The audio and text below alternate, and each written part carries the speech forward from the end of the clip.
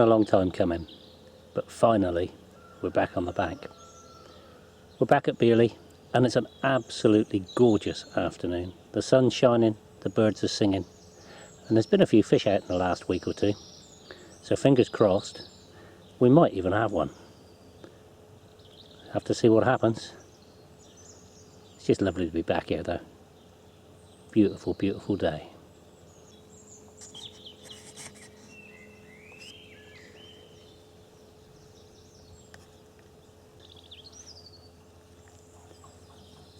Well, the camp's all set up, the rods are in, and it looks like there's going to be some Ridge Monkey cooking.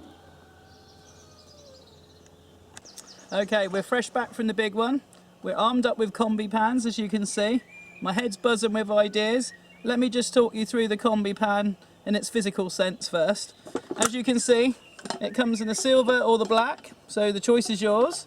You open it up, you've either got the divided pan or a separate pan, which can be used for frying or whatever you want.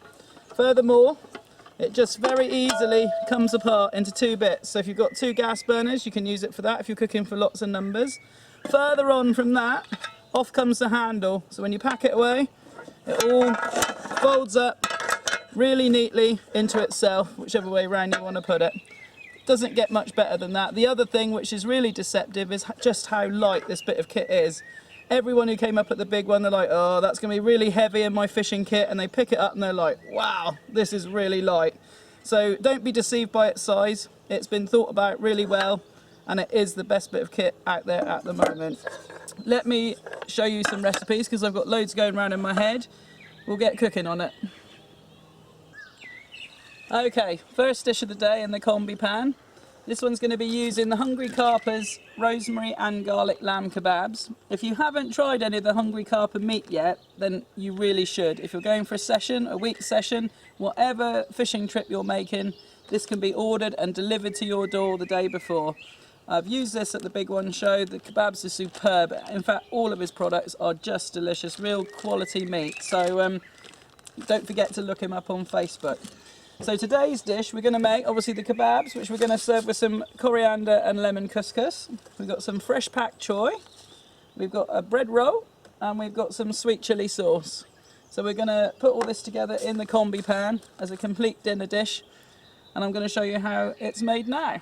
So first things first, I only need the bottom part of the pan today, so I'm just going to take this bottom bit off. That's the bit we're going to be using. This bit can just set aside. Obviously if I had bigger numbers, then obviously that pan would be in play as well. But this is going to be a really simple, quick dish, which is delicious. Here we go. First things first is get our Ridge Monkey hot. That's just going to put a tiny bit of oil in the bottom of the big part of the Ridge Monkey.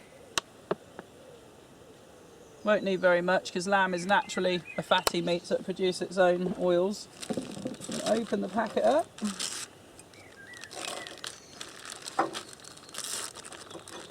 We're literally just going to push those into there. That's a nice sizzling noise we wanted to hear. A hot pan is always better for starting the meat off.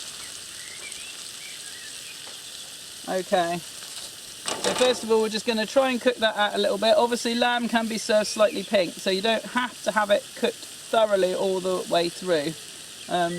We'll give that a head start and then we'll move on to the couscous, because that takes a little less time to prepare than the meat. Okay, into our back pan, we're just going to put a little bit of water.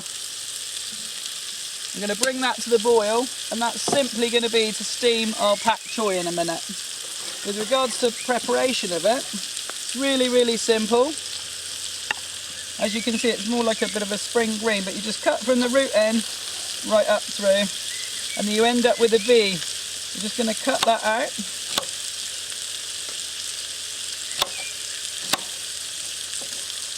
And then just for purposes of trying to get it into the Ridge Monkey itself, just in length, I'm just going to trim it. We've got everything one length. There we go. So as soon as we're ready to steam that, it's all ready to go. Okay, lamb's starting to smell fantastic. I just love the smell of this. Okay, so we're just going to turn it over now. We've got a nice caramelisation going on, look. There we go. So the next thing now we're going to do is put a little bit more water into this middle pan now. This is going to be to cook our couscous. This is an instant one, so nice and easy. It's all flavoured up, nothing to add to it.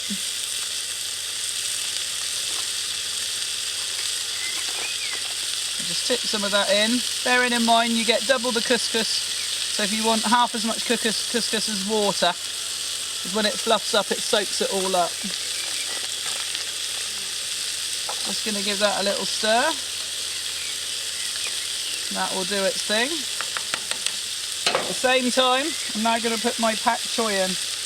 I am going to put the stems on the bottom though, because they'll take longer to cook, whereas the leaves are a bit like spinach, they can just steam. So we're just going to put those there. We have a dish coming together here. Quite a complex dish, but all in separates, which would be impossible to do just in the XL or the small Ridge Monkey. So this is where the combi pan is coming into its own now. And as you can see, we've only left that a couple of minutes. Already it's starting to soak up all the water. So it's very close to being ready already, which is one of the great things about couscous. It literally takes less than 5 minutes. As for the pak choy, that will be doing its thing in there. And again, you know, pak choy is something you can eat raw. You have it in stir fries and things. So it doesn't really matter how much you cook it. In fact, the more raw it is, the better it is for you, really. It retains the vitamins better. But that's starting to drop now, as you can see. It's all coming together. The kebabs are browning all the way over, so we're hitting success with those. Once the couscous starts to dry out, you just need to keep it agitated, keep moving it around. In fact, one of the things I found you can do is just sidestep the flame a little bit, so that the lamb's mainly on the heat, and the couscous now is just steaming in its own heat. That way it won't catch. Okay, next thing is our bread roll. Obviously, if you wanted to be a bit more classical, you could just use some pita bread. We're just going to sit our bread rolls in there and let it toast up a bit and warm up, freshen up. Just have a check of our couscous, which is now ready. I love the quickness of couscous. So another little turn of our kebab. They just smell absolutely amazing. There we go. It's all coming along rather nicely. Okay, we're near about there with it. Kebabs are looking and smelling the bee's knees. The pak choy is now ready.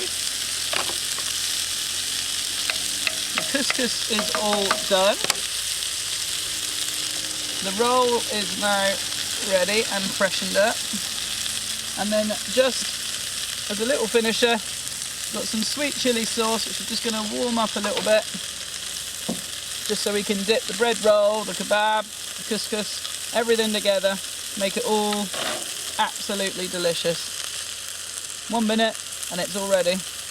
Okay, as you can see, everything's looking amazing. Just a small question now, getting these lamb kebabs off the stick. Look how easy they come off.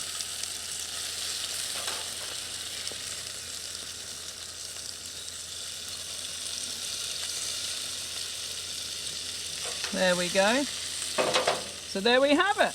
We have a complete meal all ready to go. I've got my beer, I've got my kebab, I've got the lake. We're sorted.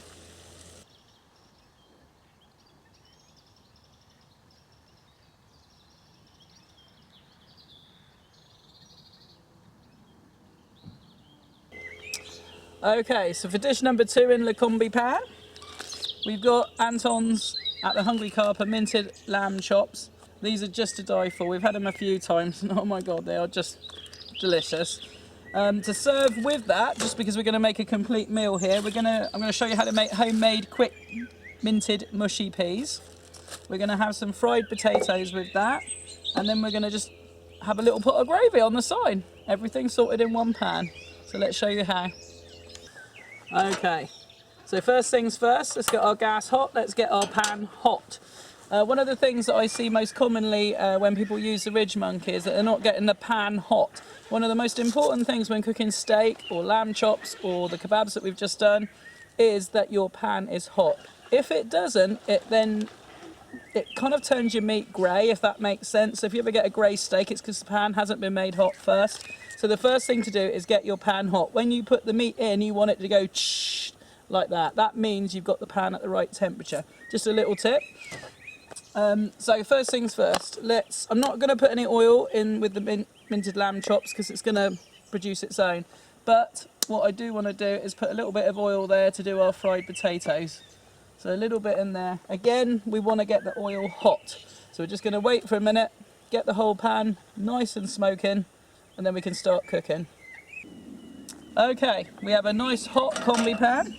First things first is I'm going to tip in, we've got cooked new potatoes. You could just put these in a bag, cook them up at home. It just means they cook so much quicker. So in they go. Hear the sizzle? That's what we're listening for. Get that on. I'm just going to wait another minute just to make sure my pan is really hot. Okay, so we've got our potatoes doing. Just going to open up the lamb chop.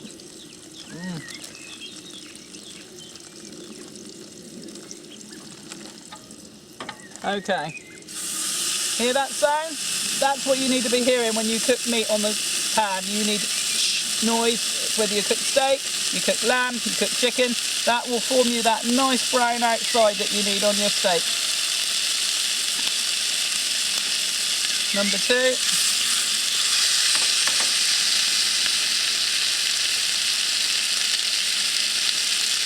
Now we're just going to leave that to fry and get golden. Don't want to move it too quick. The longer you can leave it, the better. That will form that lovely golden crust that we all enjoy on it. Just have a look at these potatoes. They're doing their thing, so it's all good. I'm just going to put some water on to boil to make our gravy with. There we go. Now we're just going to wait. Mushy peas next. May sound a little horrible to you if you don't like mushy peas, but you need to try them. So a little bit of oil, because we're just going to fry up these leeks, and they are leeks, they've come out of our garden, baby leeks, micro leeks. Just going to chop them up.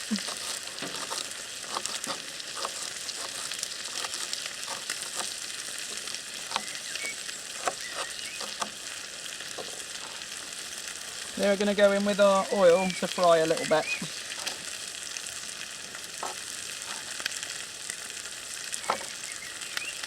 There we go. While that's going on, got some fresh mint. Just going to chop that up.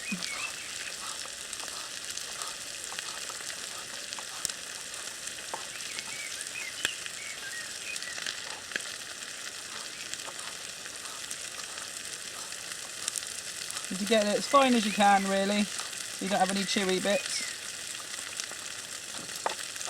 There we go. So that's all ready for the next stage. Again, we're just waiting to have a little peek at our lamb. Oh wow, look at that. There we go. That's doing its thing there very nicely. So we've just turned them. We want to fry up the leeks a little bit. The potatoes are doing their thing. Just got to wait. Okay, so we've got the whole combi pan doing its thing here. My little leeks have started to sweat down a little bit. So the next thing we're going to do is add our peas. These are just frozen peas. You can bring them frozen if they're thawed out, it really doesn't matter. Fresh peas even better. We're just going to tip them into the pan.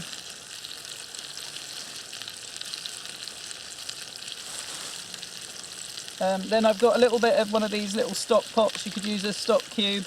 You won't need all of this, and you don't have to use it, but it does add a really good base flavour to the mushy peas. I'm just going to hoik a little bit of that out. There we go. So that's a chicken stock gel. And then we're just going to add some water. Not loads, just enough to bring it to the boil. Give it a little bit of a stir. And now we just want to bring those peas up to the boil. All those flavours will go in, and then right at the last minute we're going to add the mint. You don't want to add it too early because it will go khaki coloured and the vibrancy of the flavour will dull down, so it's just a very last minute thing. As for the rest of it, as you can see, it's all doing its thing.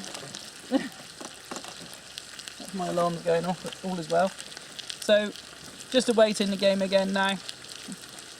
As you can see, our lamb is doing supremely well there. We've got our mushy peas, we've got our water for our gravy, we've got the potatoes looking nice and golden. The next thing we're just going to do is sprinkle over the mint. A little bit of mint go on them potatoes as well, that won't do any harm at all. Mix in the mint. And then the next thing, to get that mushy pea effect, we just use the back of a spoon and just press against the edge so you crush your peas. Obviously if you were at home you'd have a potato masher, or you could even blitz them in a food processor a little bit. You want to see a little bit of texture, but now the peas are smashed up and they smell great. So there we go, that shows how that's done. Next thing, I'm just going to add a little bit of gravy granules to that. Give it a very quick stir. I know it's very instant, but at the end of the day we're by the bank.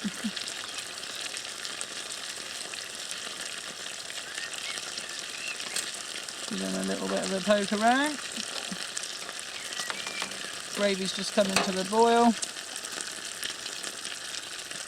You've got to admit that looks good. That's a full dinner, just like you'd have at home, but by the bank. There we go. Minted lamb chops, sauté potatoes, gravy, homemade mushy peas. Job's done.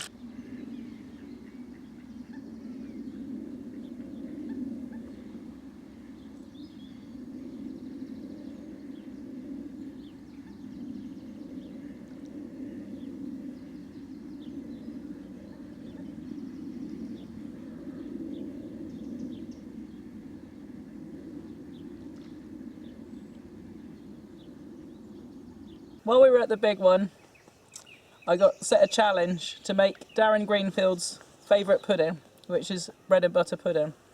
I wasn't convinced it could be done on the Ridge Monkey, but I did promise that over the period of that weekend I would try it out, and I did. And it worked extraordinarily well. People who tasted it love it. I've made it again since for my family, and people who we've talked about it with really want us to make it. So I'm going to let you in on my bread and butter pudding secret. And you know the best thing about it? Everybody loves the crusts on the top of a bread and butter pudding. This has crusts on top and bottom, it's just heaven. So here we go, this is how we do it.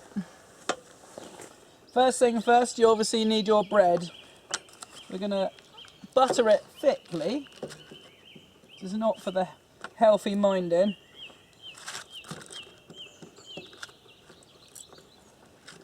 This also will grease the pan and stop it sticking, and form that lovely golden flavoured crust that we all love. We're going to cut the crust off.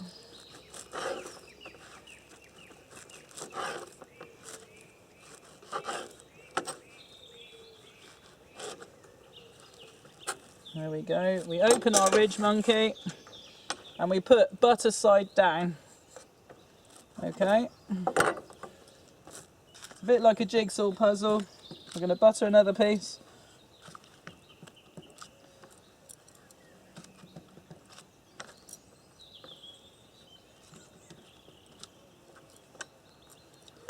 Once again, we cut the crusts off.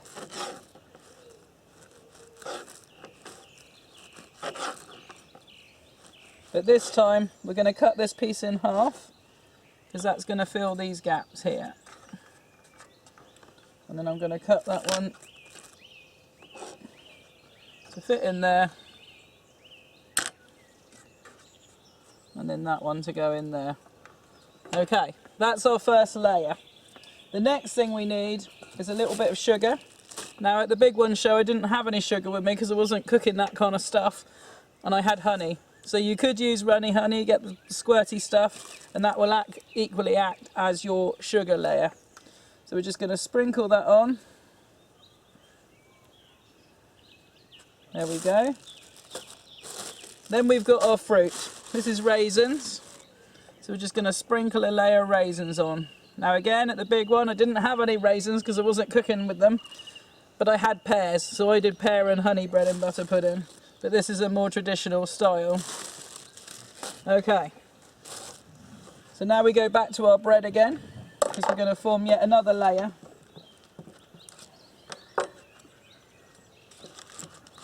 Oops.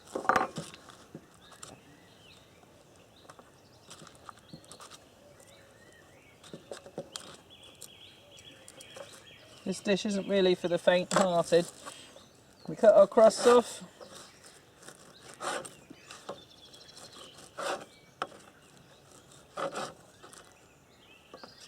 And then we're going to put butter up, because at some point during the cooking process we're going to flip the pan over.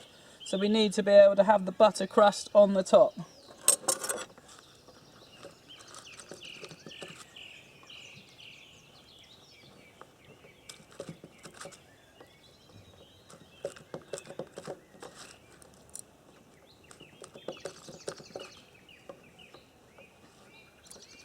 Once again, we cut the crusts off.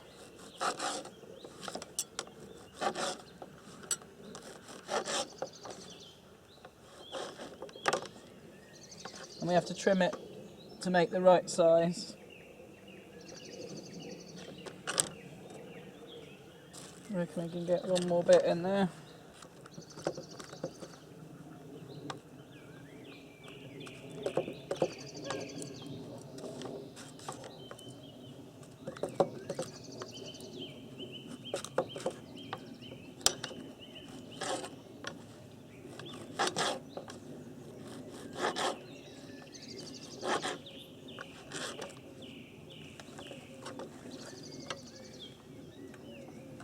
Go.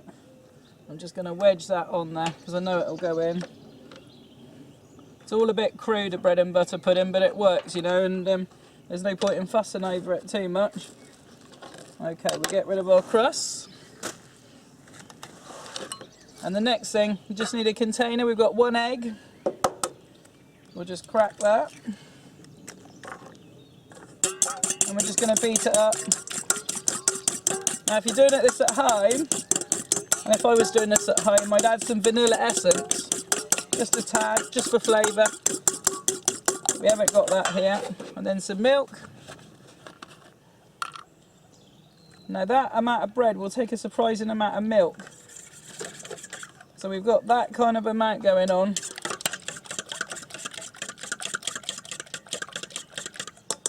And then the next thing is to gently pour it all the way over.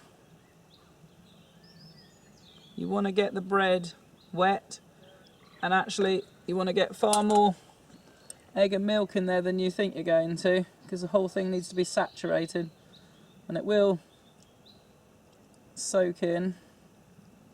You keep adding, whoops, nice and slowly.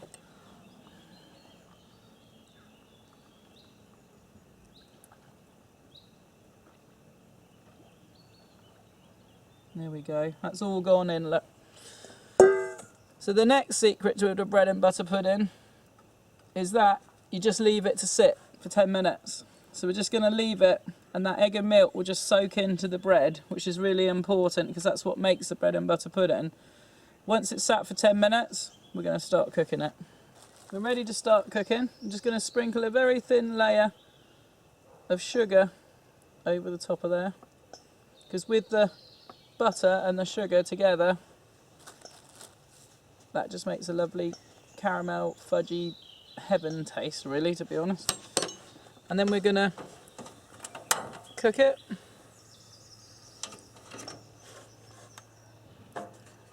And then we're going to cook it. Now the secret of the bread and butter pudding is that we cook it really low and slow, because otherwise that bread will burn and that won't be pleasant. So I'm just setting the gas here onto low. We're going to shut the baby up and we're going to wait. Low and slow.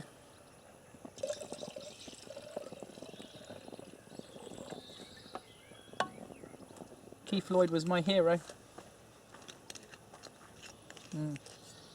Lovely. Okay, so I'm smelling sugar and butter. That's always a good sign. Let's have a little look, see what's going on. Just a quick flip. Very gently lift the lid up. Hey, look at that.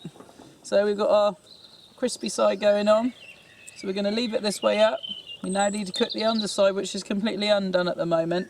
As you can see, it's starting to souffle. It's getting firm, so the egg and milk is now setting. And as you can see, it's steaming away there. So now get the other side nice and crispy, and we have a bread and butter pudding. So as you saw, we've got our crispy side. As you can see, it's swollen up, puffed up like a souffle to fit the Ridge Monkey XL. So just to turn to the other side, as you will see, this now matches. Got a nice set egg and milk. It's risen, it's ready to go. So we'll turn the Ridge Monkey off. And just to show you,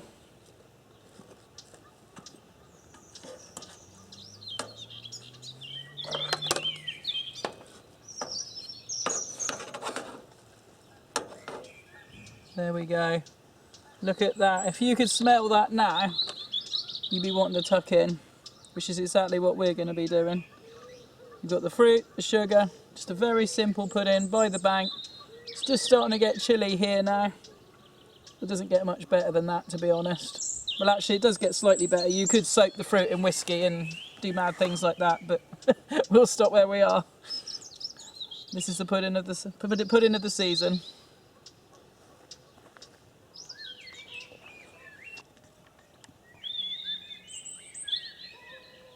Well, it looks like the silvers have bred really well this year.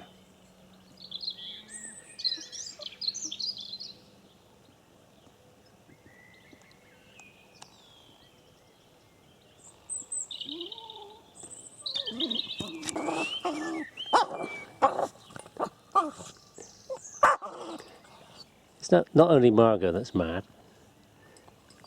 Elvie just loves a wine bottle.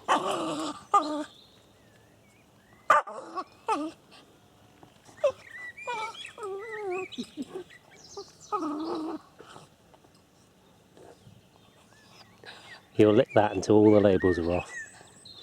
Then he'll just leave it alone. Oh, didn't want to share.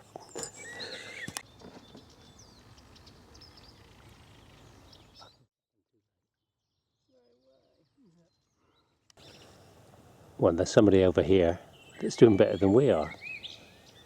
I've just noticed him sitting under the bushes.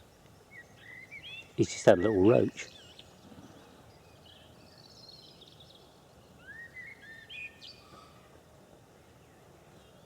Oh. A silent grey fisherman.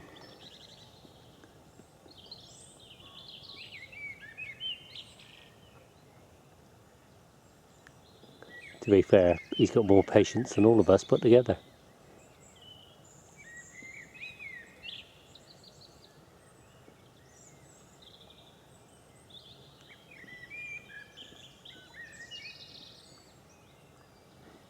He's just seen me.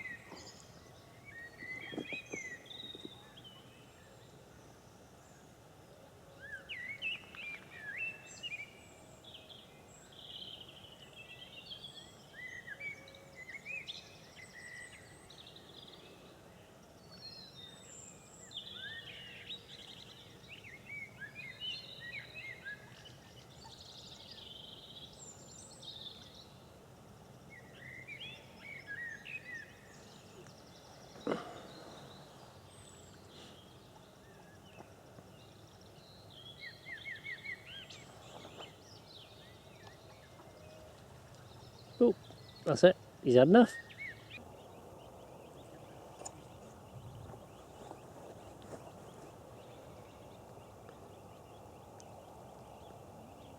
Well, that's it. Another day is drawn to a close. The birds are still singing, the sun's set, and we're hopeful for the night. Let's just see what happens. Morning. Another very quiet night. There was one little incident at first light when this little family swam through my lines. Set the alarms off. But other than that, nothing at all.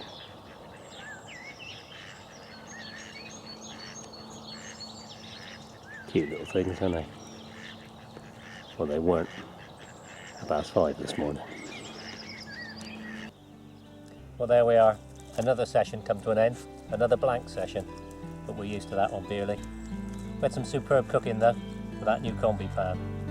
We'll be back, as we always are, and one day we'll have another good session. Remember that one we had last year? That's what we need. Some more fishing like that. Till next time, that's it. Cooking and carping.